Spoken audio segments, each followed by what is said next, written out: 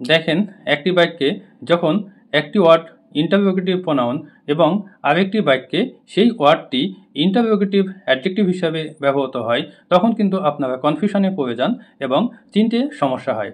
আশা করি আজকের এই ভিডিওতে দুটি বাক্যের মাধ্যমে আপনাদেরকে সুন্দরভাবে বুঝিয়ে দিতে পারবো কখন ইন্টারোগেটিভ প্রোনাউন হয় এবং কখন ইন্টারোগেটিভ অ্যাডজেক্টিভ হয়। তো দেখেন, হোয়াট ইজ ইয়োর প্রফেশন, তোমার পেশা কি? এই বাক্যে দেখেন হোয়াট কিন্তু ইন্টারোগেটিভ প্রোনাউন, অর্থাৎ হোয়াটের পরে যখন সরাসরি সাহায্যকারী ভার্ব থাকবে তখন কিন্তু হোয়াট ইন্টারোগেটিভ প্রোনাউন হিসেবে ব্যবহৃত হয়ে থাকে।